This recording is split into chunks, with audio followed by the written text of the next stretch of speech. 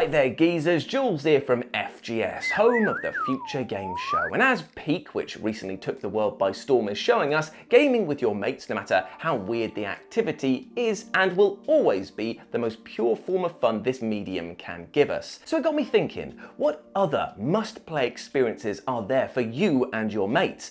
Well, the answer is quite a bloody lot. But what I've done is curate some titles upcoming and maybe a few old that will put a smile on everyone's face and hopefully cater to all sorts of hobbies and interests. So let's have a chat.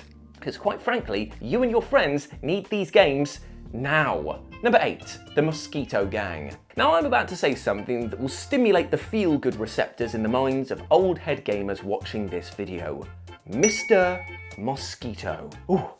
It's like an ice cube went down my butt crack. Now, this game was about as unhinged as you could get on the PS2, and I have been pining for something to scratch that malaria-riddled itch for utter decades now. But thankfully, my strange prayers have been answered with the Mosquito Gang, which is basically Mr. Mosquito but delivered through the lens of an asymmetrical multiplayer title. Now, in the standard mode, you and up to 3 friends are sent into strange houses and workspaces in order to rid the area of a huge army of mosquitoes. Using handheld weapons, electric traps, or straight up miniguns, it's your job to purge the bug however you can. However, things get infinitely more interesting with the PvP mode, which sees one player control a human and the others take on the role of invading mosquitoes. Their job is to suck all the blood out of this poor meat bag, and the sole survivor's job is to, well, not suck and not die. Adding nuance, if any can be found in this over-the-top game, are upgrades which allow you to take more hits, deal more damage, or add buffs to your allies,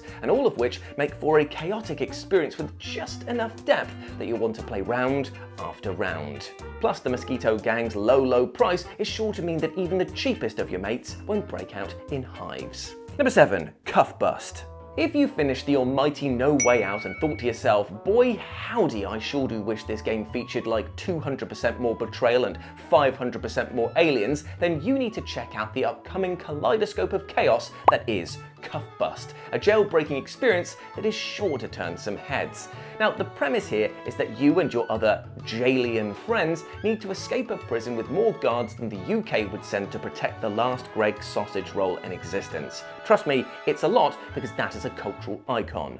Therefore, it's up to you and 9 other players to coordinate your glorious ascent to freedom, either through beating up guards, creating Home Alone-style traps, digging your way through walls with your trusty spoon, or using the intercom to reroute patrols to different areas. Now, if you try and go solo through all of this, you'll be cut down in short order. Therefore, grouping up and working together is the order of the day. But that doesn't mean that this is a team game through and through, as you'll get more rewards and experience if you are the sole escapee, and a voluntary sacrifice of one of your teammates might just buy you the time you need.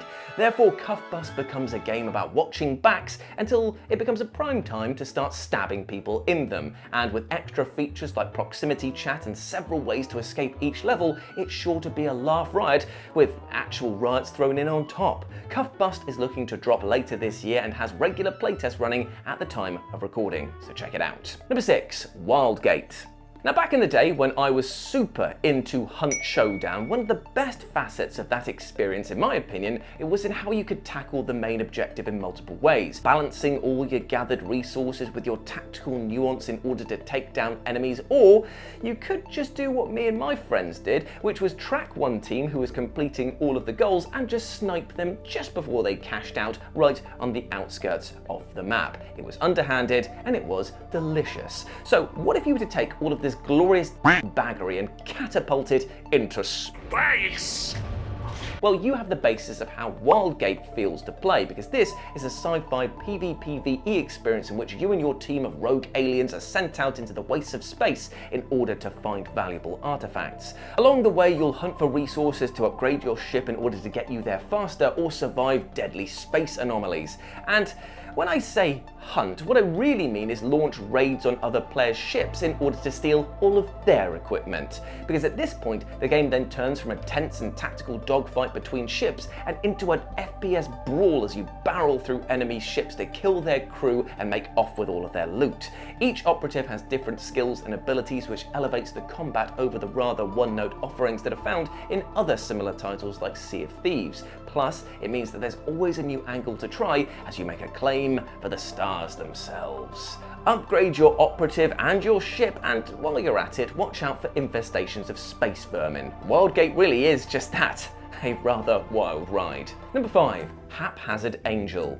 If you think you've seen it all when it comes to co-op games, Haphazard Angel is here to challenge all of your core beliefs, as this is a game where you and your buddies team up to control a biblically accurate angel. There's a sentence I never thought I'd have to say twice in my life. Looking like utter nightmare fuel, it's your job to pilot this winged entity through levels of escalating difficulty. Well, that is, if you and your friends can work together to get out of the tutorial area, because each player controls a different wing and must work together to guide this angel to heaven or straight to hell. Making things even more strange is the fact that you can equip wings that are based on the 7 deadly sins, and each comes with their own playstyle, benefits, and drawbacks. With the power but lack of speed that comes from gluttony sentence all of the party to hell? Or will that come from you stabbing your mates in the back and claiming power-ups, pickups, and ultimate glory for yourself, as you can rotate the angel at the last minute to grab all the glory for yourself? It's a co-op game like nothing I've ever seen before, and likely you haven't either. Yet I for one can't wait for this to release in the near future, so drop a wish list on this strange game now. Number 4. Questmaster. Okay friends, I won't lie to you.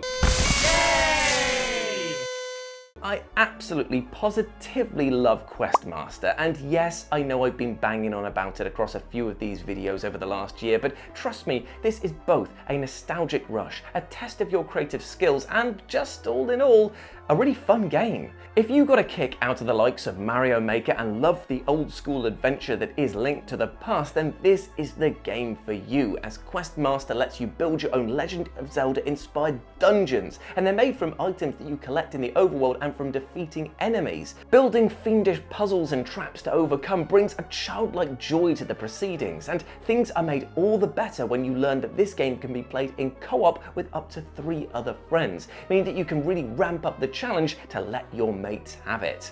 With numerous biomes, some incredibly deep puzzle mechanics, and the offerings of other players to download and be inspired by, Questmaster is a treasure trove of content that is only getting deeper with each new update.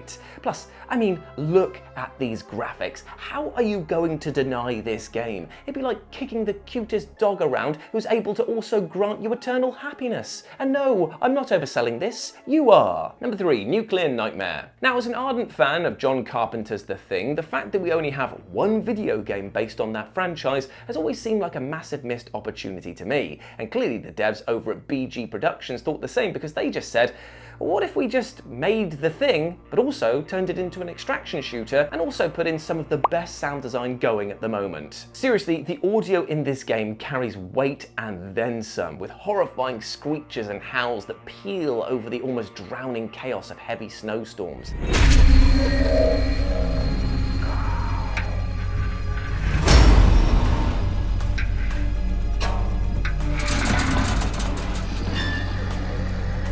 The tension that is created by the sound design alone would place Nuclear Nightmare at the top of many horror game lists, because it is pant-wettingly well implemented. However, you might also actually end up your pants from laughter, because while this is indeed a horror title, there is unending comedy to be had from hearing your friends scream their heads off, and also the level of jank that one comes to expect from an early access title. I mean, plus there's also dance moves to unlock, because why the heck not?